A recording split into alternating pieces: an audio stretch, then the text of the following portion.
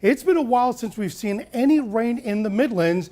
Meteorologist Corey Smith shares the reason behind this dry stretch of weather that we've been seeing.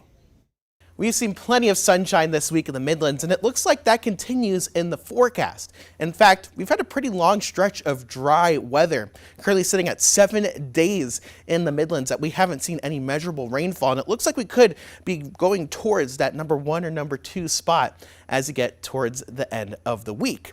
Taking a look at the drought monitor, things are pretty quiet right now. We've been very wet so far this year. We're actually the 18th wettest year on record this late into the year. You can see some yellow there. That's abnormally dry conditions. And as we go into Thursday, this map gets updated. And it wouldn't be too surprising to see that expand just a little bit, but not expecting drought conditions, which we haven't seen since January 31st of this year. Taking a look at what's going on in our weather, though, we've been talking nonstop about high pressure. So let's actually go into how this has been impacting our drier weather. The atmosphere, let's say it's a pot of boiling water. It wants to rise. There's plenty of steam.